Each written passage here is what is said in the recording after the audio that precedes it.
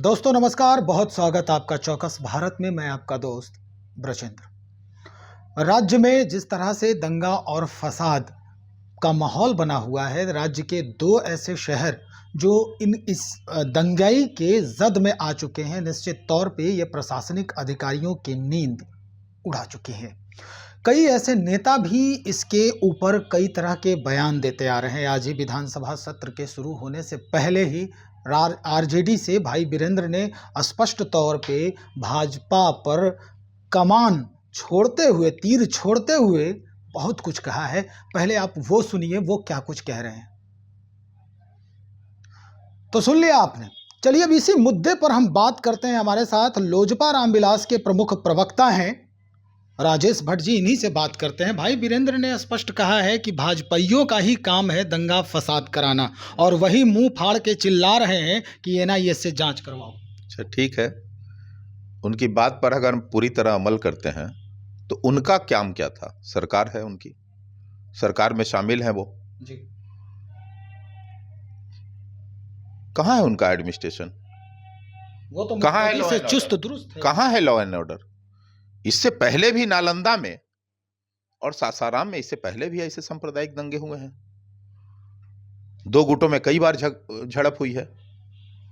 तो खासकर ऐसे संवेदनशील मौकों पर, ऐसे संवेदनशील शहरों को विशेष अलर्ट पर रखा जाता है। उनके पास खुफिया तंत्र की अवश्य रिपोर्ट पहुंची होगी, और नहीं पहुंची है तो सरकार फेलियर है। क्यों नहीं माना जाए? और सबसे बड़ी दिक्कत है कि देश के गृह मंत्री आदरणीय अमित शाह जी का आगमन हो रहा है। एक तरफ नवादा और सासाराम में प्रोग्राम लगा हुआ है, नालंदा हो के ही रास्ता गुजरता है नवादा का। बावजूद इन शहरों को अलर्ट पर नहीं रखना सरकार की लापरवाही है, घोर लापरवाही है। सरकार फेलियर है इस मुद्दे पर। कानून व्यवस्था बिहार में नाम की कोई चीज नहीं रह गई है। प्रशासनिक अमला यहां का पंगु हो गया है। दूसरे पे दोषारोपण करने से पहले अपने गिरेबान झांकने चाहिए। ये तो दुर्भाग्य की स्थिति है ना। बिहार जल रहा है और आप दोष मढ़ रहे हैं दूसरे पे। सरकार आपके हाथ में है। पुलिस क्या कर रही थी आपकी? बड़ा सवाल है ना। पुलिस क्या कर रही थी? क्यों नहीं उतना पुलिस आपने डिप्लॉयड किया वहां? आपके पास खुफिया की रिपोर्ट भी थी कि ऐसी हालात बनने की संभावना है। आप कहां थे? रोम जल रहा है, नीरू बंसी बजा रहा है। भाई वीरेंद्र यहाँ तक कह रहे हैं, भाई वीरेंद्र यहाँ तक कह रहे हैं कि जब जब हमारी सरकार आती है तब तब भाजपाई जो हैं इस तरह के दंगे और फसाद कराते नजर आते हैं। इसका मतलब है कि सरकार चलाने में आप नाकाम हैं। आपसे सरकार नहीं संभल रहा है, और इसीलिए हमारे पार्टी के राष्ट्रीय अध्यक्ष आदरणीय श्री चिराग पासवान जी ने कल देश के गृह मंत्री अमित शाह जी से और केंद्र सरकार से बिहार में जो है राष्ट्रपति शासन लागू करने की मांग की है। देखिए, बिहार को जलते हुए हम लोग नहीं देख सकते हैं। बिहार में सांप्रदायिक सौहार्द बिगड़े, हम इसके बिल्कुल ही पक्षधर नहीं हैं। अमन चैन से लोग जिए, हर घर में खुशहाली हो, विकास हो, लोग स्वस्थ रहें, यह हम दुआ करते हैं। और ऐसी स्थिति जब एक दूसरे के प्रति, हम पास में रहने वाले लोग ही एक दूसरे के कटु विरोधी हो जाएं, मरने बनाने पे उतारू हो जाएं, और सरकार जो है किसी पे दोष मढ़ के अपना पल्ला झाड़ रही हो। नीतीश कुमार तो कह रहे हैं कि हमने पूरी व्यवस्था, हमारे जितने भी प्रशासनिक अधिकारी हैं वहां पर मुस्तैद हैं, और इस तरह का कुछ है, पूरा माहौल जो है इसको कंट्रोल में कर लिया गया, और आप कह रहे हैं राष्ट्रपति शासन लगाए। मैं कह रहा हूं सर कि माननीय नीतीश कुमार जी मुख्यमंत्री की हैसियत से अगर ऐसी बात कह रहे हैं तो बेहद दुर्भाग्यपूर्ण है। उनके पास खुफिया का इनपुट जरूर मिला होगा कि ऐसी घटनाएं संभावित हैं। तो आपने विशेष सतर्कता वहां क्यों नहीं बरती? आपका पुलिस तंत्र इस बात को स्वीकार कर रहा है कि वहां ऐसी संभावना व्यक्त पहले से हो गई थी, खुफिया की रिपोर्ट आई थी। तो आपने क्या किया उस पर एक्शन? देखिए, कोई घटना घट जाने के बाद कंट्रोल कर लेना और घटना को रोक लेना, उससे पहले एक कदम आगे बढ़ के, ये दोनों दो बात है। तो पहले आपने क्यों नहीं प्रिकॉशन लिया? ऐसे हालात ही उत्पन्न क्यों हुए जिसमें लोगों की जानें गई, कई लोग घायल हुए, कई जो है निर्दोष लोगों को अपने बड़े क्षति से गुजरना पड़ा। किसी के घर जले हों, किसी के गाड़ी जले हों, किसी का कोई नुकसान हुआ हो, कौन करेगा भरपाई? कौन देगा मुआवजा? सरकार को तो उन परिवारों को मुआवजा भी देनी चाहिए। देखिए, नुकसान किसी का भी हो, ऐसे गुटिये संघर्ष में नुकसान किसी का भी हो, हम लोग इसके बिल्कुल भी पक्षधर नहीं है।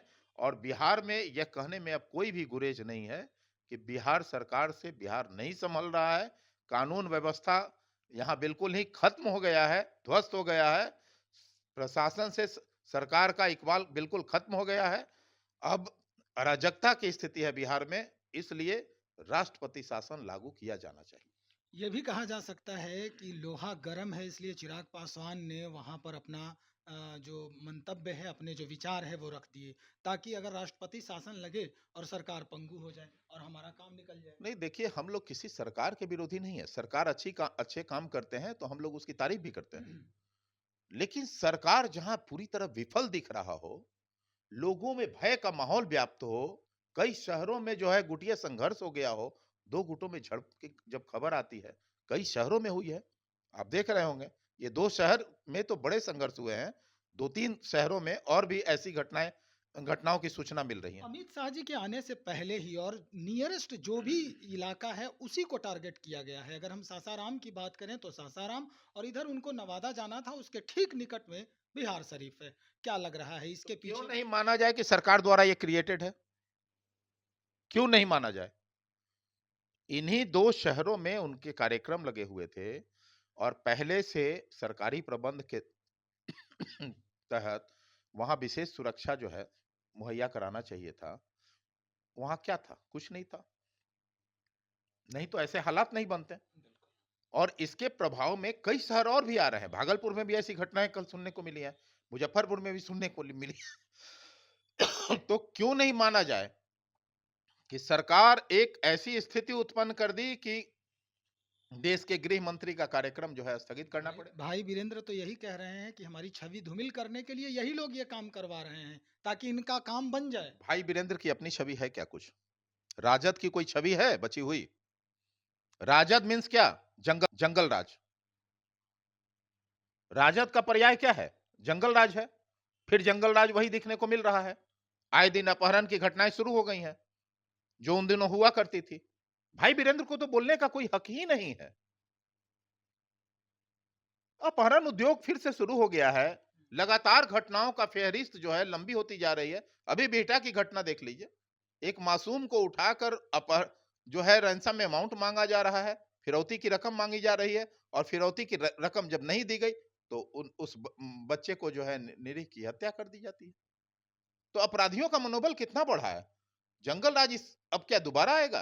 ये तो जंगल राज की शुरुआत हो चुकी है बिहार में। आए दिन जो है लूट, अपहरण, हत्या, बलात्कार की घटनाएं आम हो गई हैं।